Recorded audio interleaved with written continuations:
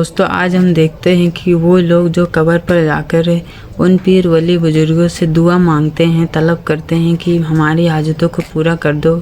तो इनसे जब हम ये कहते हैं कि ये करना शिर्क है कि आप उन बुजुर्गों से दुआ मांग रहे हैं, दुआ तलब कर रहे हैं कि ये हमारी हाजतें पूरी कर देंगे, तो ये कहते हैं इसमें गलत क्या, इसमें शिर्क कैसे हो गया। तो आइए हम जानते हैं इस बारे में कुरान और हदीस की रोशनी में। आप सल्लल्लाहु अलैहि वसल्लम फरमाते हैं अल दुआहु हुवल इबादत, यानी दुआ एक इबादत है जो सिर्फ अल्लाह रब्बुल आलमीन के लिए की जाएगी। जिस तरह हम हर अपनी नमाज में सूरह फातिहा में पढ़ते हैं इय्याका नअबुदु व इय्याका नस्तईन, हम सिर्फ तेरी इबादत करते हैं, सिर्फ तुझी से मदद मांगते हैं। यानी इस आदमी अल्लाह रब्बुल आलमीन से हम यह कहते हैं हर नमाज में आपकी इबादत करते हैं और सिर्फ आपसे ही मदद तलब करते हैं। तो इस आज से ये वाजिब होता है कि जब वो लोग जो कब्रों के सामने जाते हैं और उन पीर वली बुजुर्गों से ये कहते हैं कि हम आपसे ये दुआ कर रहे हैं, ये दुआ मांग रहे हैं कि हमें बच्चा दे दो, हमारी मनोकामनाओं को पूरा कर दो, हमारी बातों को मानो, तो इसे आज से ये गलत साबित होते हैं। जिसमें कि हम या खुद हर नमाज में ये कहते हैं कि हम सिर्फ अल्लाह की इबादत करते, तो सिर्फ उसी से मदद तलब करते हैं। तो इस आज से भी ये लोग गलत साबित होते हैं। जिस तरह कुरान मजीद में अल्लाह ताला फरमाते हैं, सूरह निसा की आयत है जिसमें अल्लाह रब्बुल आलमीन फरमाते हैं काल अल्लाहु ताला वमा अरसलनाका मिन कब्लिका मिर रसूलिन इल्ला नूहिया इलैहि अन्नहु ला इलाहा अना फअबुदून, और हमने आपसे पहले कोई ऐसा रसूल नहीं भेजा, कोई ऐसा पैगंबर नहीं भेजा कि जिन पर ये वही नाजिल की हुई, यानी वही नाजिल ना की हुई कि अल्लाह के सिवा कोई इबादत के लायक नहीं, इसलिए सिर्फ अल्लाह की ही इबादत करो, सिर्फ अल्लाह से दुआ तलब करो। तो इस आज से भी ये साबित होता है कि अल्लाह ही रब्बुल आलमीन से सिर्फ दुआ तलब किया जाएगा, उनसे ही मदद मांगा जाएगा। जिस तरह की सूरह अल बकरा की आयत है जिसमें अल्लाह ताला फरमाते हैं अलम तालम अन्नल्लाहा लहुल मुल्कु समावाति वल अर्ज़ वमा लकुम मिन दूनिल्लाहि मिन वली वला नसीर।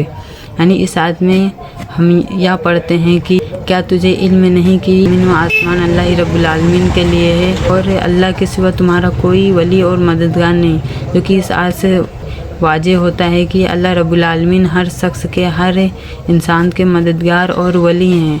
तो इस आज से भी साबित होता है कि अल्लाह ही रब्बुल आलमीन हर शख्स की मदद कर सकते हैं और उसे हर चीज़ दे सकते हैं। तो इस बात से ये साबित होता है। और हम सभी देखते हैं कि जो लोग बुत परस्ती करते हैं और जो कब्रों से मदद तलब करते हैं, ये कहते हैं कि हमें बच्चा दे दो, हमारे घर में बच्चा नहीं हो रहा, आप बुज़ुर्ग मुझे बच्चा दे दो। जो कि हम देखते हैं कि जो लोग कब्रों पर जाकर पीर वली बुजुर्गों से मदद तलब करते हैं, कहते हैं उनसे बार बार कि हमें बच्चा दे दो। आपने ये ज़रूर वीडियो देखे होंगे जिसमें हम कुरान मजीद के बहुत से ऐसे चंद आयतें पढ़ते हैं जिसमें हम यह पढ़ते हैं, जैसे कि सूरह मरियम की आयत है जिसमें हम यह पढ़ते हैं यहाबु लिमन यशाउ इनासा व यहाबु लिमन यशाउ ज़ुकूर, और अल्लाह ताला जिसे चाहते हैं बेटियाँ देते हैं, जिसे चाहते हैं बेटे देते हैं। औ युज़ाविजुहुम ज़ुकरान व इनासा, और जिसे चाहते हैं बाज रखते हैं। तो इस आज से ये वाजिब होता है सूरह मरियम के आज से कि अल्लाह रब्बुल आलमीन जिसे चाहेंगे बेटी देंगे, बेटियाँ देंगे, और जिसे चाहेंगे बाज रखेंगे।